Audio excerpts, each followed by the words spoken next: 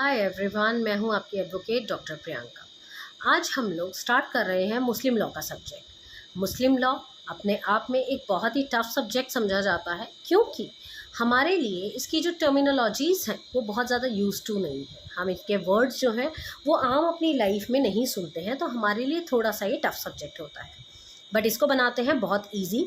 आज पढ़ते हैं हम इंट्रोडक्शन पार्ट। मुस्लिम लॉ क्या है उसको समझने से पहले हम जानेंगे मुस्लिम्स कौन है।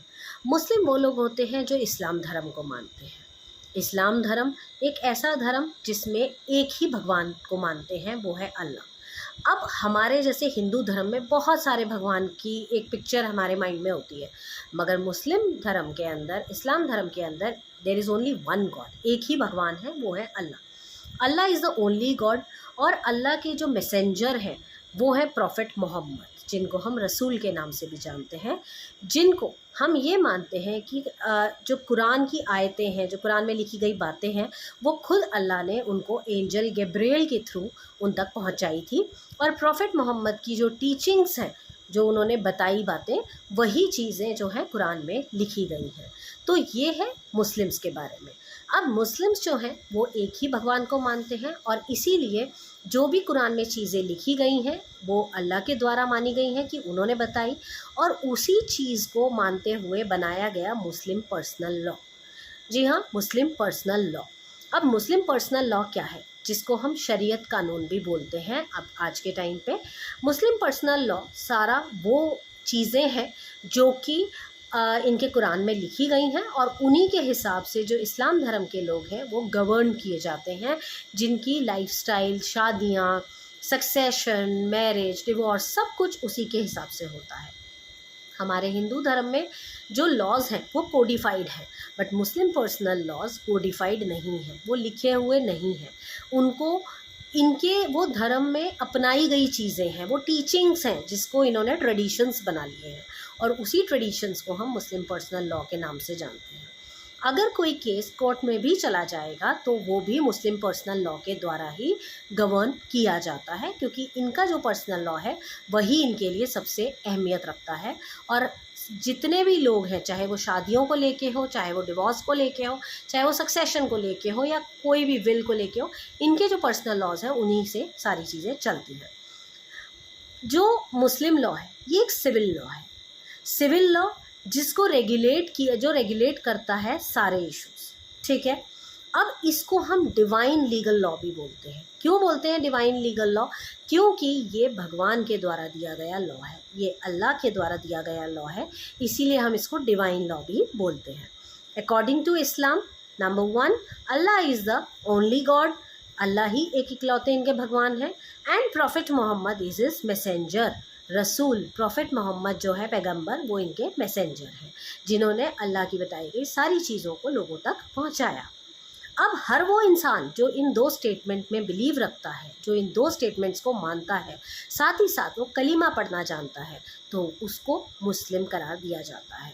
तो हर वो इंसान जो कहता है कि अल्लाह इज़ द ओनली गॉड और प्रॉफिट मोहम्मद उनके मैसेंजर हैं, और साथ ही साथ उसे कलमा पढ़ना आता है, मॉस्क जाता है, तो वो मुस्लिम हो जाता है। मुस्लिम दो तरीके से बनते हैं, by birth and bye conversion.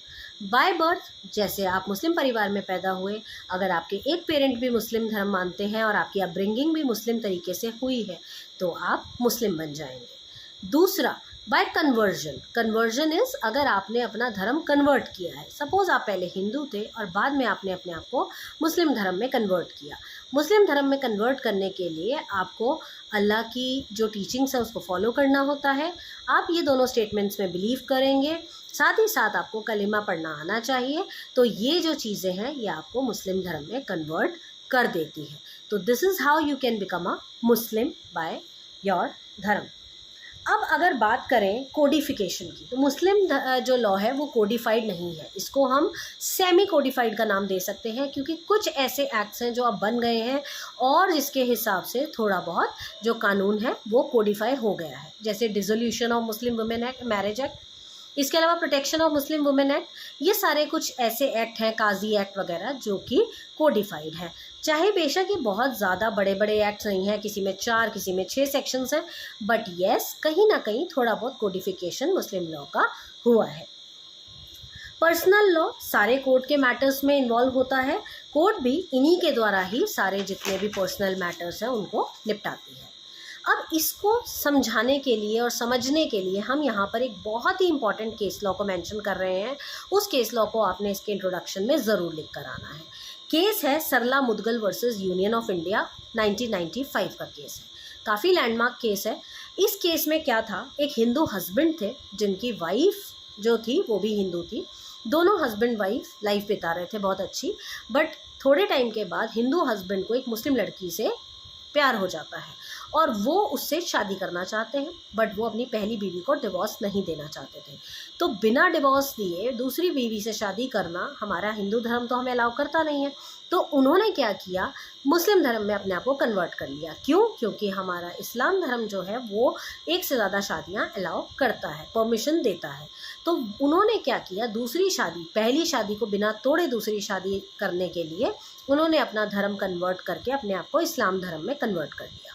तो बाद में जब ये कहानी कोर्ट तक पहुंची, जब उनकी वाइफ ने जब कोर्ट में केस किया, तो कोर्ट ने ये कहा कि इस्लाम आपको कतई ये मैलाफाइड काम करने के लिए परमिशन नहीं देगा, क्योंकि आपने ये मैलाफाइड इंटेंशन के साथ काम किया है। Mala fide is bad intention.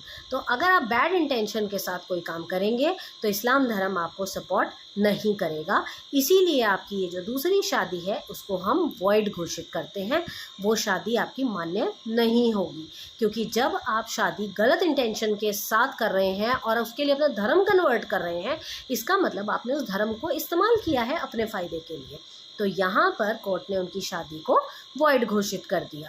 तो ये जो केस लॉ है, लैंडमार्क जजमेंट है जो हमारे मुस्लिम लॉ में आप डाल सकते हैं। मुस्लिम पर्सनल लॉ के ऊपर शॉर्ट नोट आ जाए, मुस्लिम लॉ के ऊपर शॉर्ट नोट आ जाए, हु आर मुस्लिम के ऊपर नोट आ जाए, तो आप ये सब चीज़ें उसमें लिखेंगे।